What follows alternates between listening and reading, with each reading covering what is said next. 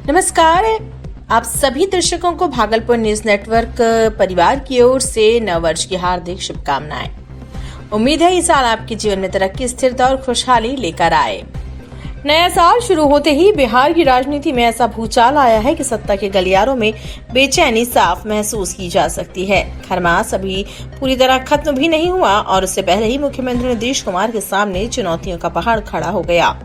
आज के इस वीडियो में हम बात करेंगे नीतीश कुमार की कुर्सी कितनी सुरक्षित है, क्या वाकई नीतीश कमजोर हो गए हैं, बीजेपी क्या चाहती है और जेडीयू किस दुविधा में है, और सबसे बड़ा सवाल, क्या 2026 में बिहार की राजनीति में खेला होगा। लेकिन उससे पहले एक छोटी सी अपील, अगर आपने अब तक हमारे चैनल को सब्सक्राइब नहीं किया तो चैनल को सब्सक्राइब करें, वीडियो को लाइक और शेयर करना ना भूलें।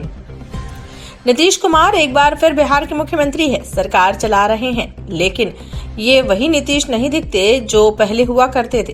कहावत है, वह साल दूसरा था, ये साल दूसरा है, और यही कहावत आज बिहार की राजनीति पर सटीक बैठती है। अब तक नीतीश जिस स्टाइल में राजनीति करते आए हैं, जिस बेबाकी से फैसले लेते आए हैं, जिस मजबूती से सत्ता को नियंत्रित करते आए हैं, वह तस्वीर अब बदलती हुई दिख रही है। सबसे बड़ा कारण है, गृह विभाग नीतीश कुमार के पास नहीं है। ये कोई मामूली बात नहीं है। गृह विभाग मतलब पुलिस, कानून व्यवस्था, प्रशासन की रीढ़, और जब ये विभाग मुख्यमंत्री के पास ना हो तो स्वाभाविक है कि सवाल उठेंगे।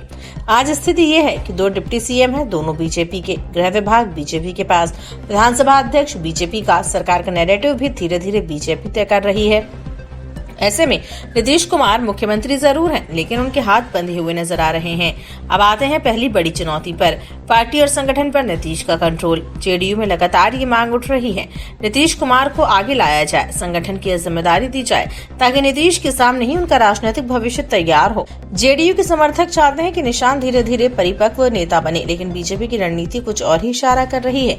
बीजेपी चाहती है नीतीश मुख्यमंत्री पद छोड़े, बीजेपी का मुख्यमंत्री बने, नीतीश को डिप्टी सीएम बना दिया जाए, यानी सांप भी मर जाए और लाठी भी न टूटे और सत्ता पूरी तरह बीजेपी के हाथ में आ जाए। लेकिन दोस्तों, ये कहावतों का दौर नहीं है, ये घनघोर सियासत का दौर है। नीतीश के सामने ये सवाल है कि पार्टी कैसे बचाए, सरकार पर कंट्रोल कैसे दिखाए, जनता को कैसे भरोसा दिलाए कि वे कमजोर नहीं है। दूसरी बड़ी चुनौती, जेडीयू का संगठन और दिल्ली दरबार। संजय झा हो या ललन सिंह, इनकी मौजूदगी पटना से ज्यादा दिल्ली में दिखती है। नीतीश ये सब समझते हैं, लेकिन पार्टी को बचाए रखने के लिए फिलहाल मजबूर भी हैं। अब तीसरी और सबसे पेचीदा चुनौती, राज्यसभा की सीटें। 2026 में बिहार से कुछ राज्यसभा सीटें खाली हो रही हैं। इनमें से 2 सीटें अभी जेडीयू के पास है, हरिवंश नारायण सिंह, रामनाथ ठाकुर।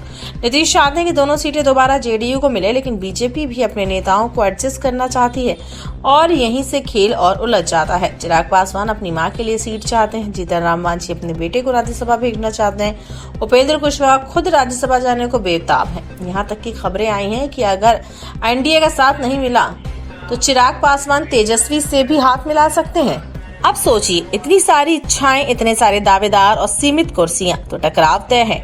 इसी बीच जेडीयू के अंदर से विद्रोह की आवाजें उठने लगी है। युवा जेडीयू के प्रदेश उपाध्यक्ष गौरव सिंह राणा ने सीधे सीधे सम्राट चौधरी पर सवाल खड़े कर दिए हैं। जाहिर है बीजेपी की तरफ से इसका जवाब भी आएगा, यानी 2026 की शुरुआत से ही बीजेपी जेडीयू रिश्तों में दरार साफ दिखने लगी है। अब बड़ा सवाल यह है कि क्या नीतीश कुमार इन सबको साथ पाएंगे, क्योंकि अगर साधने में चूक गए तो ये भी मुमकिन है कि नीतीश को खुद की कुर्सी छोड़नी पड़ जाए। बीजेपी जानती है अब सीधे सीधे नीतीश को हटाना ठीक नहीं रहेगा, लेकिन माहौल ऐसा बनाया जा रहा है कि नीतीश खुद ही अलग थलग पड़ जाए। 2025 का हिजाब कांड अभी लोगों के जहन में ताजा है। सरकार और पार्टी दोनों स्तर पर नीतीश धीरे धीरे कमजोर दिखने लगे हैं। हालांकि नीतीश कुमार को राजनीति का माहिर खिलाड़ी माना जाता है। कहा जाता है खरमास की बात नीतीश खेला करते हैं, या उनका खेला ऐसा होता है कि बड़े बड़े सियासी दिग्गज भी चित्त हो जाते हैं। तो सवाल यही है, क्या 2026 में बिहार में फिर खेला होगा? क्या नीतीश पलटवार करेंगे?